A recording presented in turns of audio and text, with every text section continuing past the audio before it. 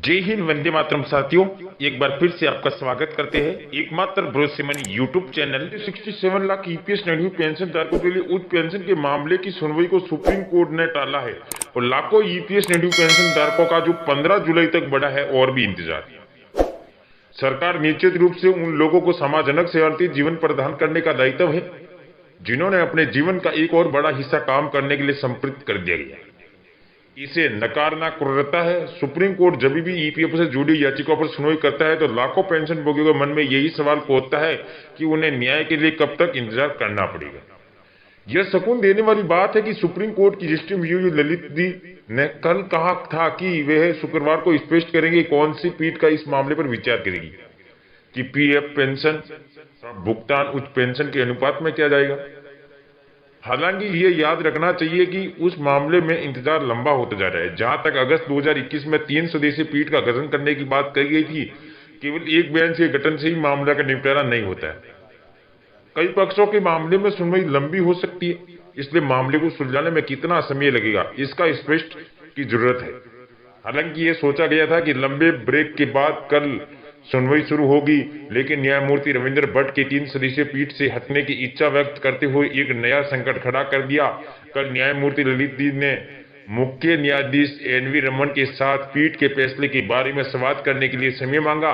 Justice Lalit की बातों से साफ है कि कोर्ट का मानना है कि मामले में फैसले में देरी नहीं होनी चाहिए। शायद यही वजह हो रही है क्योंकि उन्होंने कहा कि अगर याचिका पर नई बेंच सुनवाई करती है तो समय फिर से बढ़ाया जाएगा। उम्मीद की जा रही है कि मुख्य न्यायाधीश याचिकाओं पर सुनवाई के लिए बेंच पर फैसला करते समय इस बात का ध्यान रखेंगे। वेतन के अनुपात में पेंशन देने के लिए केरल उच्च न्यायालय की फैसले के खिलाफ ईपीएफओ अपील को सुप्रीम कोर्ट ने खारिज कर दिया। ईपीएफओ श्रम मंत्रालय ने फैसले की समीक्षा की मांग की। सुप्रीम कोर्ट में याचिका की संख्या भी मामले की गंभीरता को दर्शाते है। सरकार का विचार है कि याचिका पर निर्णय लिया बिना वे अधिक वेतन के अनुपात में पीएफ पेंशन देने पर विचार नहीं करेगी और ईपीएफओ पेंशन का भुगतान करने की वित्तीय लागत की ओर से इशारा करता है। देखिए, शुरू से ही शिकायत की जा रही थी कि ईपीएफओ अधिकारी कर्मचारी को कर्मचारी के कल्याण के लिए लाई गई पेंशन योजना लाभों से इनकार करने की कोशिश कर रहे हैं। न्यूनतम पेंशन 1000 रुपये से बढ़ाने की तत्काल मांग पर फैसला अनिश्चितकालीन के लिए लंबा खींचता जा रहा है।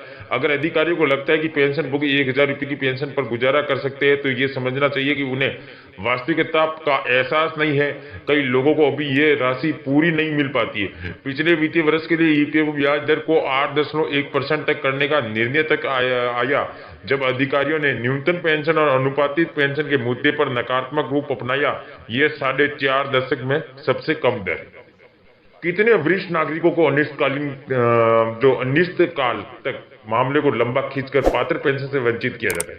क्या यही लंबा मामला केंद्र सरकार की गैर जिम्मेदारी है और मजदूरी विरोधी रवैयों को उजागर नहीं करता है? जो सरकार यही नहीं समझती है कि पेंशन उपहार में नए तो अधिकार है, वह सरकार कब तक समय से मुंह मोड़ सकती है। इसी के कारण से पेंशन भोगी अदालत से एक दृष्टिकोण हस्तक्षेप की अपेक्षा करते हुए जो मामले को लंबा करने के लिए कर्मचारी विरोध रूप पर काबू पाते हैं।